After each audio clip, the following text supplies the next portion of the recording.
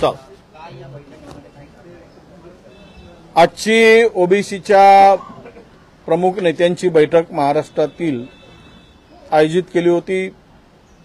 जो अध्यादेश काढला गेला त्यावर चर्चा करण्यासाठी, त्याचे दुष्परिणाम, परिणाम, भविष्यात ओबीसीवर किती होणार, काय होणार, आणि या निर्णयामुळे ओबीसीच्या समाजामध्ये जे एक उद्रेकाची आणि भीतीची भावना आहे, उद्रेकही आहे आणि भीती पण आहे, धास्तावलेला आहे ओबीसी की आमचं आता संरक्षण कसं करायचं, आम्ही आमच्या हक्काचं संरक्षण होईल की नाही, अशा पद्धतीची किंवा अशी भूमिका महाराष्ट्रातील ओबीसीच्या अनेक नेत्यांनी या ठिकाणी मांडली। ज्या जनतेच्या भावना आहेत ओबीसीच्या, तीच भावना ओबीसीच्या नेत्यांनी या ठिकाणी मांडली। आणि खरं तर हा अध्यादेश कशाच्या भरोशावर काढला गेला आणि ही सरकार मान तुटेपर्यंत का वाकलं, हा खरा प्रश्न आहे। ज्यावेळेस मागासवर्गीय आयोगांच्याकडे 400 कोटी रुपये देऊन मराठा समाजाच्या संदर्भात मागासलेपणाचा सर्वे करून अहवाल मागितला होता, तो अहवाल अद्याप अप्राप्त आहे। शिंदे समितीच्या शिफारशी सुद्धा पूर्णतः प्राप्त नाही। हा निर्णय घेताना कॅबिनेट पुढे हा निर्णय झालेला नाही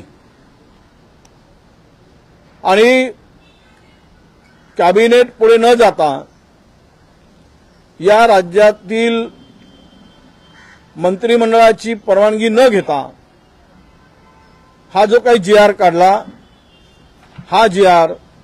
सत्ताधाऱ्यांनी एकमेकावर कुरघोडी करण्यासाठी काढला आणि श्रेयवादाची लढाई यामध्ये मला दिसून येत आहे। हा श्रेयवाद एकाच समाजाला उद्ध्वस्त करण्यासाठी हा श्रेयवाद होतोय किंवा श्रेयवादाची लढाई लढली जात आहे का, हा खरा प्रश्न येतो। खरं तर मुख्यमंत्री यांनी शपथेची पूर्तता करण्यासाठी समस्त ओबीसी समाजाला पायाखाली तुडवण्याचा निर्णय घेतला का, त्याला खड्ड्यात पुरण्याचा निर्णय घेतला का, किंवा ओबीसी यांना कमकुवत आहे, कमजोर आहे, लढू शकत नाही, एकत्र नाही, त्यामुळे यांना काही केलं, कसंही यांना वागवलं, यांच्या हक्काचं काढून घेतलं तरी हे काही करू शकणार नाही, अशी भावना मुख्यमंत्र्यांची झाली असेल। म्हणून मला वाटतं की कॅबिनेटचा निर्णय न होता हा निर्णय त्यांनी घेतला। हे निर्णय घेत असताना आपल्या सगळ्यांना माहीत आहे की सगळे सोयरे हा शब्द त्या ठिकाणी वापरला। सगळे सोयरे वापरल्यामुळे कास्ट आणि व्हॅलिडिटी काढणं, ज्या व्हॅलिडिटीसाठी अटी होत्या जात पडताळणी प्रमाणपत्रासाठी, त्या शिथिल केल्यामुळे आता या कॅटेगरीच्या लोकांमध्ये, त्यामध्ये एससी असेल, एसटी असेल किंवा ओबीसी असेल, कुणालाही सहज शिरकाव करता येईल अशा प्रकारची व्यवस्था या अधिसूचनेमध्ये आहे। सहज तो कास्ट सर्टिफिकेट मिळू शकेल, सहज कोणी व्हॅलिडिटी मिळवू शकेल आणि सहजपणे कुठल्याही कॅटेगरीमध्ये प्रवेश करू शकेल। याचाच अर्थ असा की या कॅटेगरीच्या या लोकांच्या हक्काचं आरक्षण हे संपवण्याचा पहिली सुपारी किंवा पहिलं पाऊल शिंदे सरकारनी किंवा एकनाथ शिंदे मुख्यमंत्र्यांनी टाकलेला आहे। आणि म्हणूनच जर उद्या हे सगळे सोयरे आणि दिलेले किंवा सापडलेल्या नोंदी आणि सगळ्या सोयऱ्यांना देण्यात त्यांचा समावेश, यातून साधारणतः 2.25 ते 2 कोटी लोकांना ओबीसीच्या आरक्षणामध्ये फायदा देण्याचा निर्णय या GR मध्ये झालेला आहे। आज हे जर 2 कोटी लोकांचा समावेश होत असेल तर मला वाटतं कॅटेगरीच्या SC, ST आणि ओबीसी मध्ये नव्याने आलेली हे यांची संख्या साधारणतः 90% जाईल। आता 90% लोकांना 50%च्या आरक्षणामध्ये ठेवायचं आणि ओबीसीला विजेंटीला घेऊन जे 27% आरक्षण आहे त्यामध्ये हे 2.25 कोटी लोकांचा समावेश करायचा आणि त्यांना आरक्षणाची सोय करून द्यायची। हेच मुळात ओबीसीचं सर्वस्व हक्क, संविधानिक हक्क हिरावणारा हा निर्णय मुख्यमंत्र्यांनी घेतलेला आहे। मराठा समाजाला आरक्षण देण्यासंदर्भात जी भूमिका वारंवार मुख्यमंत्र्यांनी मांडली की आम्ही ओबीसीतून आरक्षण देणार नाही, ओबीसीच्या वाट्याचं काढून घेणार नाही, जी भूमिका उपमुख्यमंत्र्यांनी मांडली त्याच भूमिका ती बदलली। त्या भूमिकेवर ते ठाम राहिले नाहीत आणि ओबीसीच्याच वाट्यातून हे सर्व समावेशक भूमिका किंवा सामावून घेण्याची भूमिका या सरकारने घेतलेली आहे। एकीकडे या सगळ्या संदर्भात ही भूमिका घेत असताना यांचे वेगवेगळे वक्तव्य पुढे येत आहे। एक तर नारायण राणेंची भूमिका घेतलेल्या सरकारविरोधी भूमिका आहे का हे त्यांच्या वक्तव्यातून दिसत आहे। दुसरीकडे देवेंद्र फडणवीसजी म्हणतायत की आम्ही वरिष्ठाकडे या भूमिकेच्या संदर्भात चर्चा करू। म्हणजे काय, त्यांची भूमिका जर वरिष्ठाकडे चर्चा करण्याची असेल म्हणजे हा अध्यादेश काढला त्यांना त्यांचा विरोध आहे का, या सरकारचं शिंदे फडणवीसांचं एकमत आहे काय की नाही आहे हेही कळायला मार्ग नाही। म्हणजे वेगवेगळ्या भूमिकेतून जी भूमिका आता कॉन्ट्रोवर्शियल दिसते। एकीकडे मुख्यमंत्री म्हणतात की मराठा समाजावरचे जे गुन्हे झालेत ते आम्ही विड्रॉ करू, आम्ही काढून घेऊ, तर उपमुख्यमंत्री म्हणतात की ते आम्हाला सरसकट काढता येणार नाही। म्हणजेच या सरकारमध्ये दोघांच्या अडेलतट्टू भूमिकेमुळे आणि दोघांच्या श्रेयवादामुळे आमच्या ओबीसीचा बळी जातो आहे हे आता मला दिसायला लागलंय। याला जबाबदार म्हणून सरकार आहे की शिंदे आहेत की कॅबिनेट आहे याचा खुलासा कुठेही होताना दिसत नाही। जर हे शिंदेनी मराठा समाजाचा नेता म्हणून मिरवण्यासाठी घेतलेला निर्णय असेल तर या राज्यातील ओबीसीला त्यांनी विष देऊन मारून टाकावं। प्रत्येकाला त्यांच्या हातात एक विषाचा प्याला द्या आणि तुम्ही मराठ्याचा नेता व्हा, या राज्यातील ओबीसीला संपवून टाका, त्याला अधिकारापासून दूर ठेवा, वंचित ठेवा आणि तुम्ही मराठ्याचा नेता व्हा। पुन्हाही सर्वोच्च पदावर बसलेल्या व्यक्तींना सर्व समाजाचं हित लक्षात घेऊन निर्णय घेण्याची अपेक्षा असते।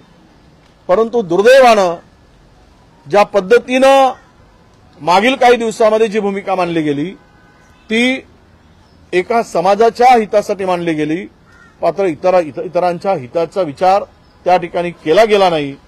हे या आमच्या समाजाचं दुर्दैव आहे असं मी मानतो, आमचं दुर्दैवच आहे।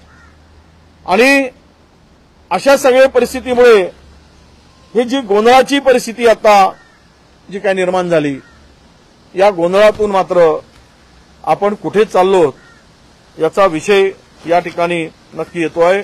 म्हणजे मला पुन्हा दोन गोष्टी तुमच्या नक्कीपुढे आणून दिले पाहिजेत की शुक्रे समितीचा अहवाल अजूनही आला नाही मागासवर्गीय समितीचा, तर मागासवर्गीय कोण हे सिद्ध कसं होणार। राहिला विषय ज्यांना नोंदी आहेत किंवा ज्यांना वंशावळीप्रमाणे नोंदी आहेत त्यांना देण्यासाठी आमचा अजिबात विरोध नाही, पण हे सगळे सोयरे म्हणून जर एकानी दुसऱ्या समाजाशी लग्न केलं तिथेही त्यांना घुसवणार आणि सर्वांना मात्र त्यामध्ये घेऊन टाकण्याचा जो काही निर्णय झाला याला मात्र नक्की आमचा विरोध राहील। आणि म्हणून हे सगळी परिस्थिती पाहता जे काही आता 16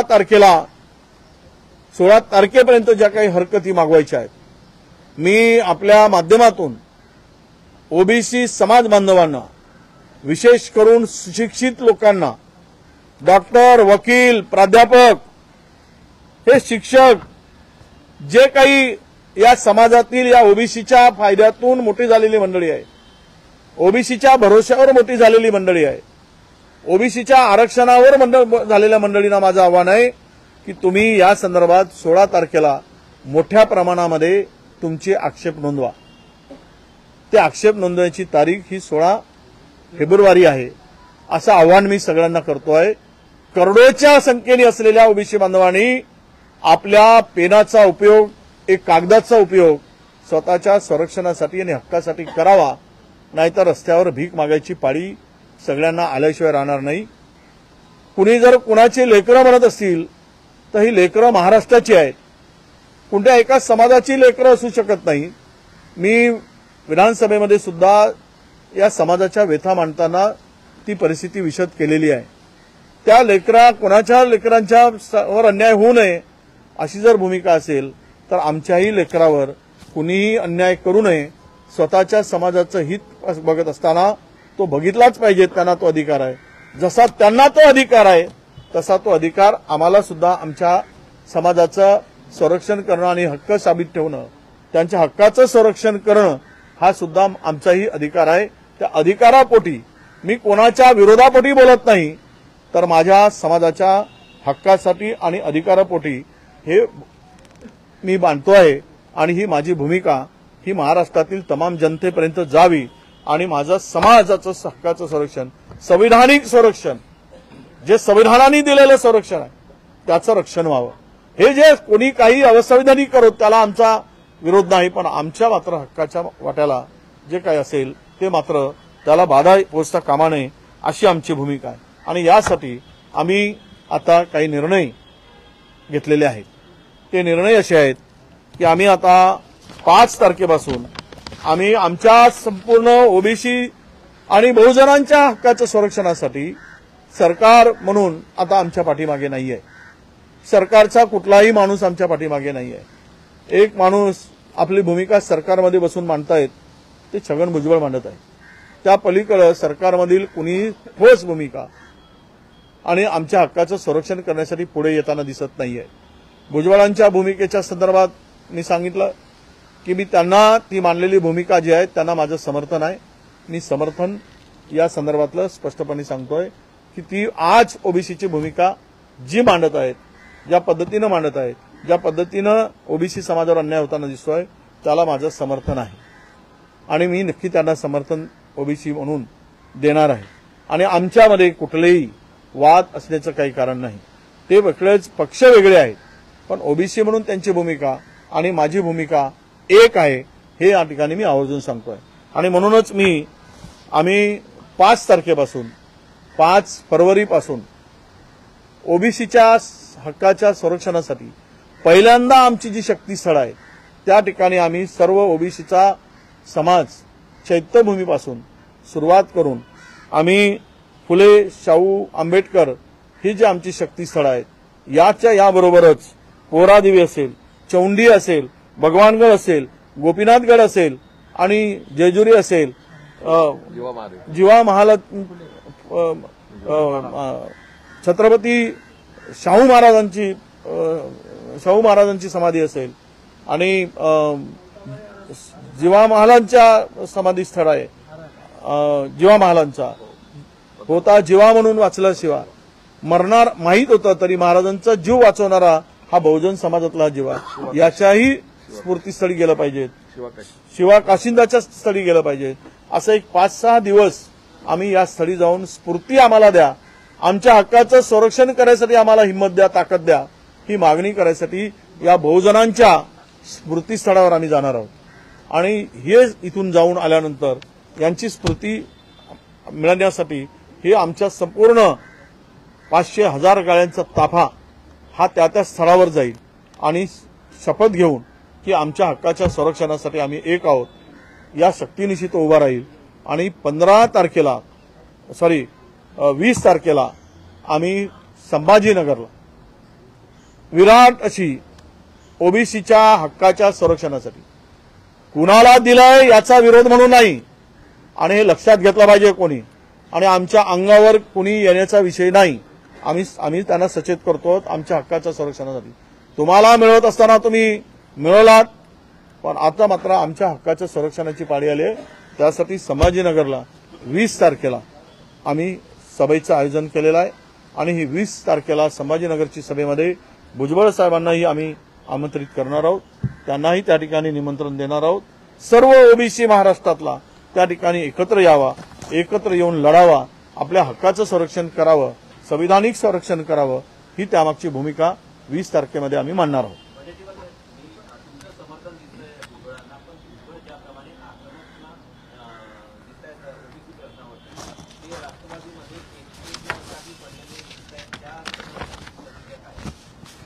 असं आहे की ओबीसी मध्ये मंत्रिमंडळामध्ये तुम्ही पाहताय किती ओबीसी चेहरे आहे आणि आहेत तर अनेक जण शेपूट घालून सत्तेची खुर्ची उभवत आहेत. शेपूट घालून मुद्दाम शब्द वापरतो. त्यांना सत्ता महत्वाची आहे, ओबीसी आणि आपल्या समाज बांधवाचं हित महत्वाचं वाटत नाही म्हणून ते शेपूट घातले आहे.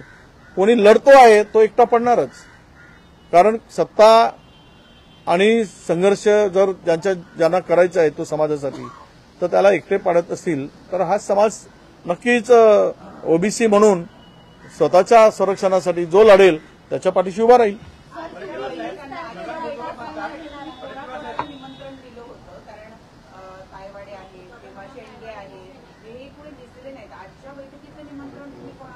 नाही, हे वेळेवरची बैठक ठरली. आम्ही त्यांना निरोप मेसेज दिला, काही कारणास्तव आले नसतील. मी आता तायवाडे साहेब आमचेच नाहीत, आम्ही त्यांना 2-3दा त्यांचा कार्यक्रम ते हॉस्पिटलचं उद्घाटन वगैरे त्यामुळे त्यांनी ते आले नाहीत किंवा त्यांच्यापर्यंत मी फोन केला पण ते फोन 2दा नॉट रिचेबल होता, कदाचित बाहेर असतील, नॉट रिचेबल होता, पण ते काही दूर नाहीत आमच्या.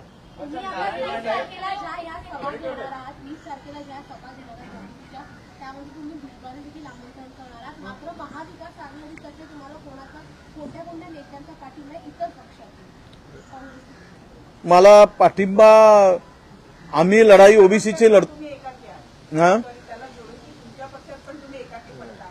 असं आहे की मला वाटत नाही, मी आता भूमिका आजच मांडली आणि आजच एकाकी म्हणणं म्हणजे हे गैर होईल. आणि मी परत एकदा सांगतोय, तुम्ही अर्धवट दाखवू नका. आम्ही मराठा समाजाच्या आरक्षणाला अजिबात विरोध केलेला नाही. सरकारने भूमिका जी मांडली, वारंवार ओबीसीच्या डोळ्यात धुळफेक करण्याचं काम केलं. ओबीसीच्या कोट्यातून देणार नाही, ओबीसीच्या वाट्यातून देणार नाही, ओबीसीला धक्का लागू देणार नाही. अरे धक्का नाही म्हणजे तुम्ही तर कुठं फेकून दिला आम्हाला, आता काय परिस्थिती निर्माण करून ठेवली. आणि आज काय झालं, दुःखानं काय सांगावं लागतं. ठीक आहे मिळालं, पण ढोल कुठे वाजवत आहे? ओबीसीच्या घरापुढे का ढोल वाजवताय तुम्ही? गुन्ह्या गोविंदानं राहणारा हा समाज, अनेक वर्ष एकत्र राहणारा समाज, हा एकमेकाचा वैरी का करताय तुम्ही? तुम्ही वैरी म्हणून बघत आहे काय? म्हणजे गावाला तुम्हाला उद्ध्वस्त करायचं आहे काय? गावं अशांत करायची आहेत का तुम्हाला? या पद्धतीनं वागणं बरोबर आहे का? हे सुद्धा चुकीचं आहे. अनेक गावातून आम्हाला रिपोर्ट मिळाले. तो छोटासा समाज आपला संरक्षणासाठी हक्कासाठी त्या गावात राहत असेल तर 5-25 लोकांच्या घरापुढे ढोल वाजवणं, गुलाल उधळा, तुम्ही आपल्या घरापुढे उधळा ना, पण ओबीसींच्या घरापुढे जाऊन गुलाल उधळणं हे चुकीचं आहे. म्हणून माझी मोठा बंधू म्हणून मराठा समाजाला विनंती की तुम्ही या पद्धतीच्या कृत्याला समर्थन करू नका, हे चुकीचं होत आहे.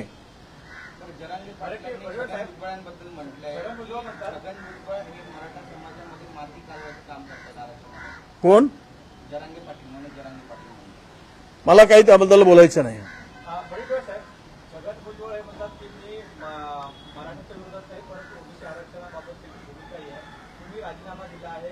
परंतु तो राजीनामा कोणाकडे दिला याबाबत अजूनही स्पष्टता नाही आहे. त्याच्यामुळे असं दिसतं की ओबीसी समाजामध्ये हा संशय मात्र कायम आहे की फडणवीस सरकारमध्ये आहे, परंतु सरकारमध्ये असतानाही ते सरकारवर दबाव का टाकत नाही आणि असे निर्णय होत असताना त्यांना माहीत का नाही, हा एक त्यांच्या मार्फावरचा संशय या ठिकाणी उत्पन्न होतो. अरे आता थोडंसं ते काय म्हणतात, थोडी शस्त्र आहेत त्यांच्याकडे, ते शस्त्रच काढून घेण्यासाठी लागलेत का तुम्ही?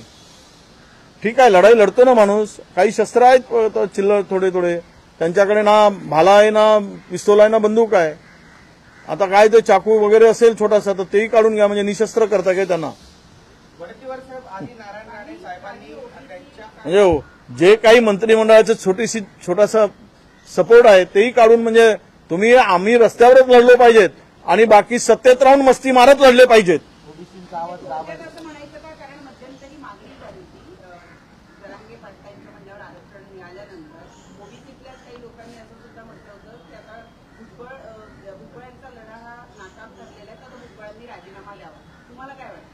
नाही नाही, मला नाही वाटत की कोणी राजीनामा द्यावा. मी राजीनाम्याच्या विरोधात आहे. बघा, ज्याला जिथे लढायचं आहे तिथे लढलं पाहिजे, भूमिका स्पष्ट मांडली पाहिजेत. काढायचं असेल तर काढून टाकतील बहुमताच्या भरोशावर, ज्यांना तो त्यांचा अधिकार आहे ठेवायचं की नाही. पण तुम्ही त्यांनीच राजीनामा द्यावा हे काय आहे? मग आम्ही मागतो मुख्यमंत्र्यांनी राजीनामा द्यावा, आमच्या ओबीसीचा सत्यानाश केला म्हणून. देणार आहेत का उद्या? विचारा त्यांना. आम्ही मागणी करतो सगळे आमच्या पुढे.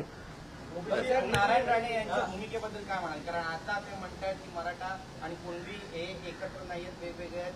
आता यापूर्वी त्यांनी म्हटलं होतं त्यांच्या अध्यक्षतेमध्ये जी समिती नेमली होती त्यात त्यांनी रिपोर्ट दिला होता की दोघं एकत्र दावा केला होता. त्यामुळे त्यांच्या भूमिकेबद्दल काय? आपल्याला सगळ्याला माहित आहे सर्वोच्च न्यायालयात काय झालं, हायकोर्टात काय झालं, आणि काही जणांची भूमिका सत्याला धरून आहे, काही जणांची भूमिका ही सोयीनी आहे. ती आता सत्य आहे की सोयीची आहे मला वाटतं राणेसाहेब सांगू शकतील.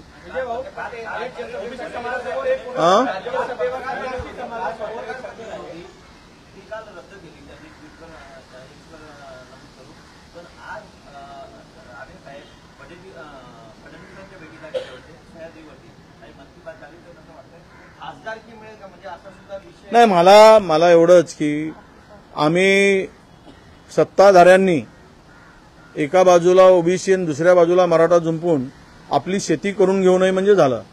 आमच्या घरावर नांगर फिरवून स्वतःची शेती नांगरून घेण्यासाठी एकाने ओबीसीला एका बाजूला जुंपायचं आणि दुसऱ्या बाजूला मराठ्याला एकाने जुंपायचं आणि आमचा वापर करायचा आणि पीक मात्र त्यांनी खायचा आणि शेतातले बैल बनून आम्ही राबायचं. ही जर त्यांची भूमिका असेल ती एक उघडी पडल्याशिवाय राहणार नाही आणि आम्ही उघडं पाडल्याशिवाय राहणार.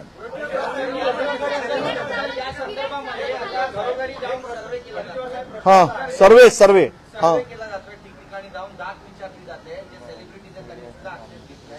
केतकी चित्रे यांचं सुद्धा एक विधान आहे, व्हिडिओ व्हायरल होतो. त्यांचं पाऊल ब्राह्मण आहे, कोकणातलं ब्राह्मण आहे, असे व्हिडिओ व्हायरल होत आहेत. याबद्दल काय म्हणतात? जातीमध्ये तेढ निर्माण होते, प्रचंड तेढ निर्माण होत आहे आणि चुकीची माहिती गोळा केली जात आहे. आमच्याकडे जी माहिती येत आहे, ज्यांच्या घरात 3 मजली घर आहेत तो सुद्धा म्हणतो घर नाही, ज्यांच्याकडे 2 4 व्हीलर आहेत तो सुद्धा म्हणतो माझ्याकडे गाडी नाही, ज्यांच्या घरात नोकऱ्या आहेत तो म्हणतो माझ्याकडे नोकरी नाही, ज्यांच्या घरी संडास आहेत तो म्हणतो माझ्या घरी संडास नाही.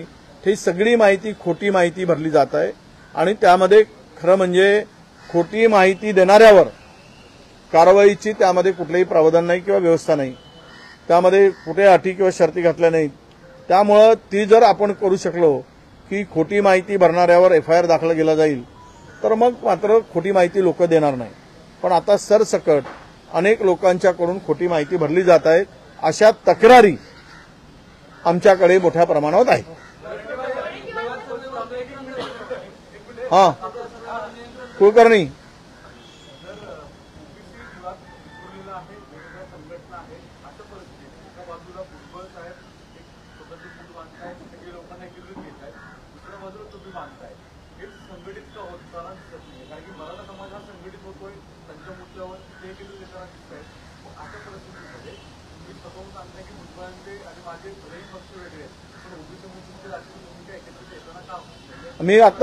मी भाऊ तेच मानलं आता. त्यांच्या भूमिकेला माझं समर्थन आहे म्हणजे काय?